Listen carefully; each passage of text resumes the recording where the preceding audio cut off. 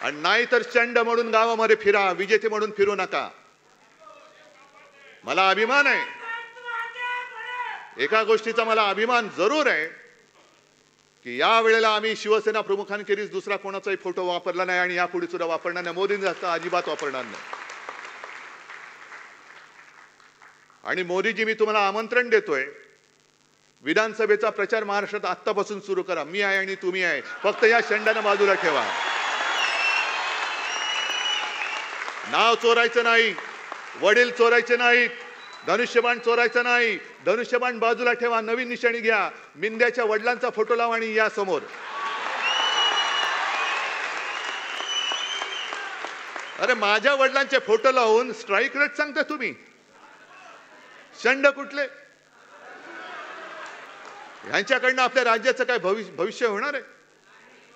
पण एक गोष्ट बरी झाली की या निवडणुकीमध्ये आपले कोण आणि परके कोण, मित्र कोण आणि शत्रू कोण हे स्पष्ट झालेले आहे. काही जणांनी केवळ उद्धव ठाकरे नको म्हणून त्यांना बिन शर्ट पाठिंबा दिला.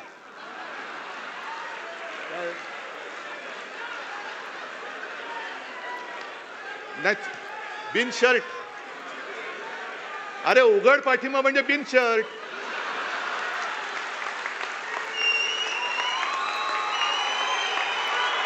उघड पाठिंबा दिला म्हणजे बिन शर्ट ना. मग बरोबर का चूक आहे? काय नाही नाही, उद्धव ठाकरे नको, मी हा बघा शर्ट काढला, बिन शर्ट पाठिंबा देतो तुम्हाला उघड.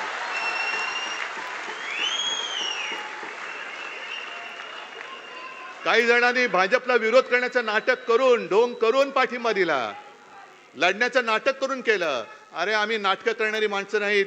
नाटक ही सुद्धा कला आहे आणि ती कला बऱ्याच अंशी मोदींना जमते, आम्हाला जमत नाही, आम्हाला नाही जमत.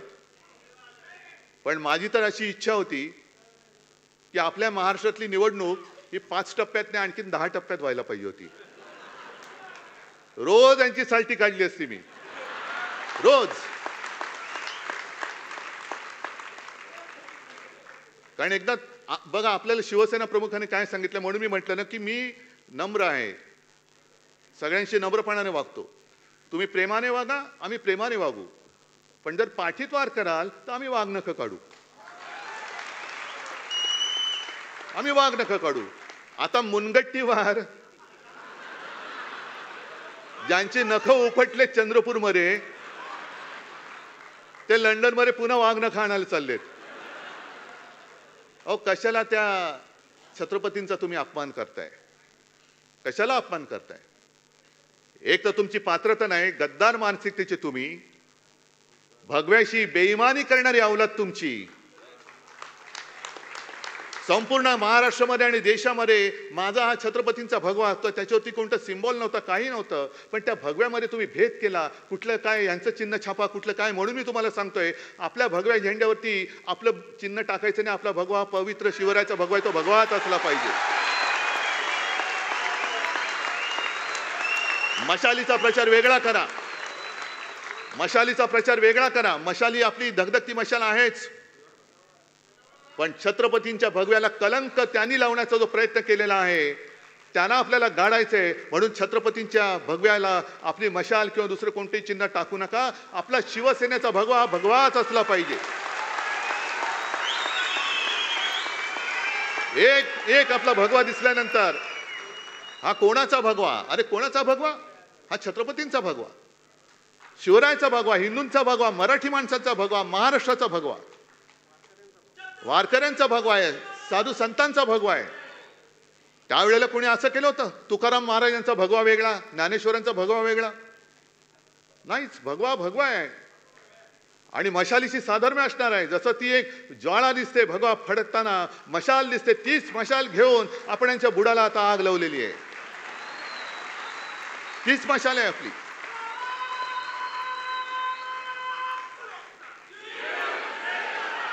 आता नवीन त्यांनी प्रभारी नेमलेत महाराष्ट्रामध्ये. कोण? भूपेंद्र यादव. आणि काय यांचा इतिहास? म्हणजे मंत्री म्हणून नालायक ठरलेत, अपघात मंत्री. काय कोण वैष्णव, अश्विनी वैष्णव मंत्री म्हणून नालायक ठरलेत. बरं झालं त्यांनी महाराष्ट्राचा कारभार बघायला त्यांच्याकडे दिले, कारण महाराष्ट्रामध्ये सुद्धा आता आणखीन मोठं त्यांचा हे होणार आहे, खालसा होणार आहेत ते. भूपेंद्र यादव सुद्धा पाठीकडे पडलेत, कारभार म्हणून शून्य. जर तुम्ही देशाच्या मंत्र्यांना पक्षाचं काम देणार असाल तर देशाचं काम करणार कोण? आणि असे मंत्री तुम्ही तुमच्या पक्षाच्या कामाला जुंपले तर रेल्वेचे अपघात होणार नाही तर आणखीन काय होणार? म्हणजे सरकार कोणासाठी आहे? कोण चालवते सरकार? मग इथे जे आमचे बसले तुम्ही त्यांना काय म्हणालात? बरोबर बोललात. मग ते पुन्हा येईन म्हणणारे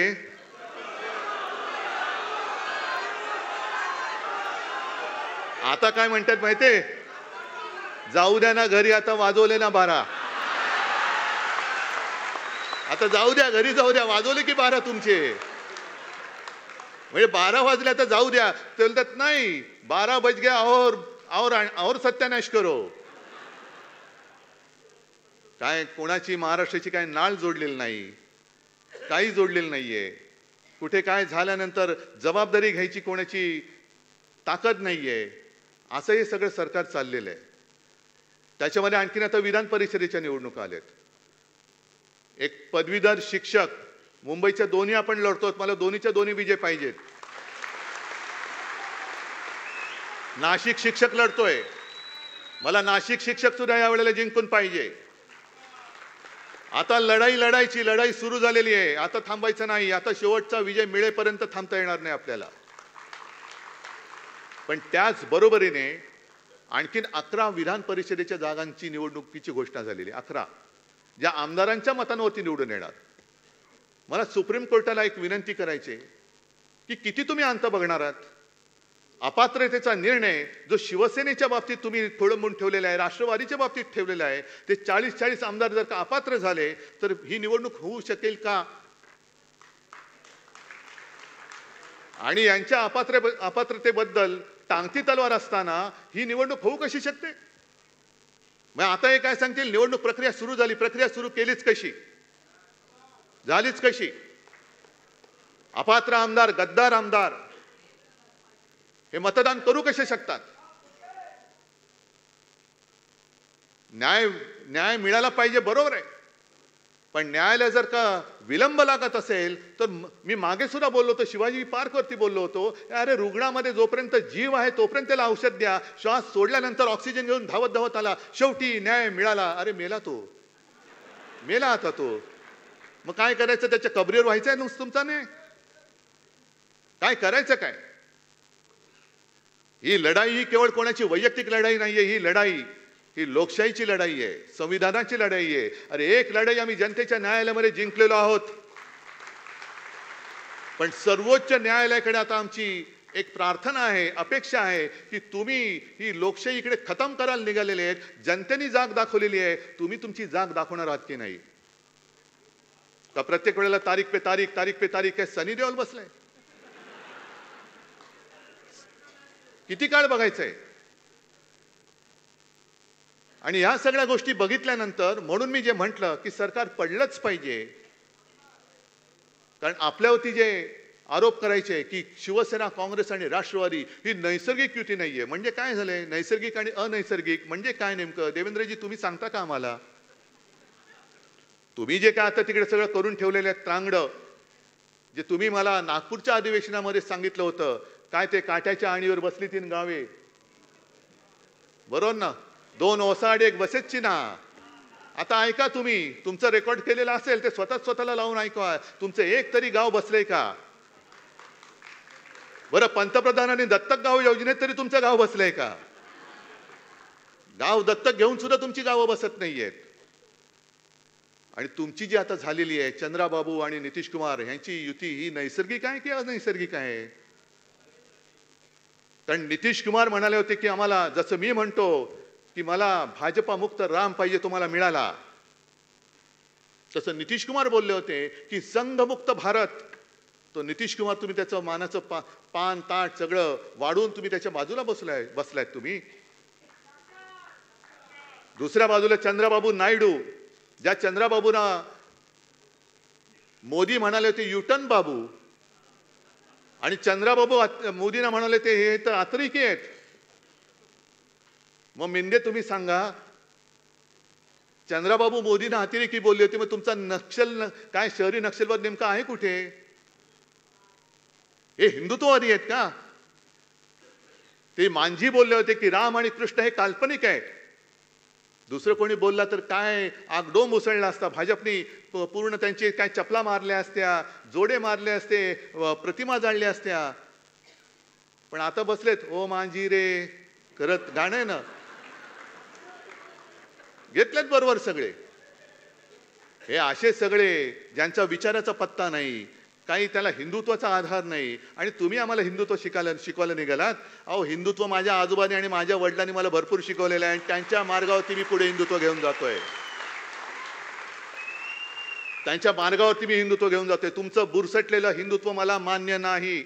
आमचं हिंदुत्व हे तेजस्वी आहे, सुधारणावादी आहे. गोमूत्रधारी हिंदुत्व आम्हाला मान्य नाही, हे मी ठामपणाने सांगतोय. शेंडी जानव्याचं आणि देवळात घंटा बडवणारं हिंदुत्व आम्हाला मान्य नाही, जे माझ्या वडिलांनी मला शिकवलेलं आहे. आम्हाला अतिरेक्यानं बडवणारा हिंदू पाहिजे.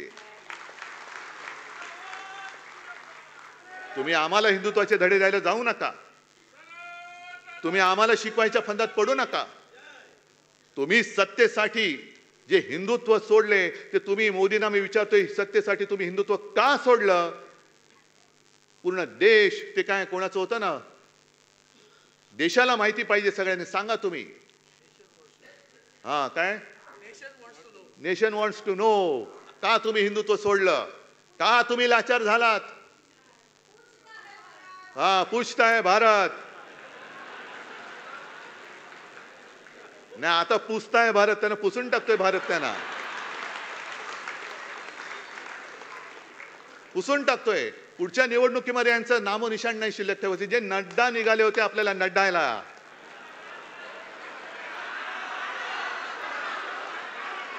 की फक्त भाजपा शिल्लक राहील. नड्डाजी, नड्डा संभाल के रखो. या देशात शिवसेना संपवण्याचे प्रयत्न प्रत्येक वेळेला झाले. शिवसेना त्यांना पुरून उरलेली आहे. त्याच्यामुळे मी भारतीय जनता पक्षाला सांगतोय, जे मगाशी एक थोडंसं राहिलं, शिवसेना प्रमुखांनी जे मला सांगितलं की आत्मविश्वास आणि अहंकार यातला फरक लक्षात ठेव. आणि म्हणून मी एक जुनी आठवण, आदित्य तेव्हा शाळेमध्ये होता आणि शेतकऱ्यांचं आंदोलन आपलं चाललं होतं, देता की जाता. दिवाकरजी, आपण सगळे, विनायकजी वगैरे सगळे नेते, आपण नागपूरच्या सभेत होतो. आपण घरी मातोश्रीमध्ये ठरवलं, विनायक राऊत वगैरे सगळे आले होते. मी म्हटलं आपण पूर्व विदर्भापासून सुरू करूया, नागपूर. ठीक आहे, कुठून करायचं? म्हटलं मला काय माहित, कारण तेव्हा मी काही सभा वगैरे घेत नव्हतो. म्हटलं नागपूरचं जे मोठं मैदान असेल ते बघा. मग नागपूरचं मोठं मैदान म्हणजे कस्तुरचंद पार्क. चालेल का? चालेल. जाहीर झालं. आदल्या रात्री आम्ही गेलो तिकडे, मी, आदित्य, रश्मी, आम्ही मैदान बघायला गेलो. तेव्हा कोणतरी म्हटलं, मैदान बघितलं तुम्ही? आधी बघितलं नव्हतं का मैदान? म्हटलं काय झालं? नाही, थोडं जरा जास्तच मोठं वाटतंय. दुसऱ्या दिवशी सकाळपासून जे तिकडे रीग लागली, आदित्य जाऊन खिडकीत बघायचा आणि मला येऊन सांगायचा, बाबा आजची तुझी सभा सॉलिड होणार आहे. मी त्याला सांगितलं, लक्षात ठेव आदित्य, ही माझी सभा नाही, तुझ्या आजोबांची सभा आहे. सभा प्रचंड झाली, म्हणजे ओसंडून वाहत होतं कस्तुरचंद पार्क. आणि त्या पार्कात कोणी सभा घ्यायची हिंमत करत नव्हतं, हे मला नंतर कळलं. एक आपल्या शिवसेना प्रमुखांनी घेतली होती, अटलजींची सभा, आणि इंदिराजींनी घेतली होती असं म्हणतात. त्याच्यानंतर चौथा कोणी तोपर्यंत सभा घेणारा नव्हता. मला काय, मी घेतली सभा, ओसंडून व्हायलं. संध्याकाळी घरी आलो, शिवसेना प्रमुखांनी मला विचारलं, काय रे कशी झाली सभा? मी त्यांना सांगितलं आणि म्हटलं की आदित्य मला म्हणाला की खिडकीत बघून, कारण तो जेव्हा जेव्हा खिडकीत बघायचा तेव्हा ट्रक, रिक्षा, टेम्पो, म्हणजे जे मोदी म्हणाले ट्रक टेम्पो तसे नाहीत, लोकांनी भरभरून चाललेत, झेंडे घेऊन चाललेत, शिवसेना जिंदाबाद घोषणा देत चाललेत. तर मी बाळासाहेबांना सांगितलं की मी आदित्यला सांगितलं, आदित्य मला म्हणाला, बाबाची तुझी सभा सॉलिड होणार आहे. तर मी त्याला सांगितलं की आदित्य माझी सभा नाही, तुझ्या आजोबांची सभा आहे. बाळासाहेबांनी मला थांबवलं. मला म्हणाले, माझी सभा नाही, तुझ्या आजोबांची सभा आहे.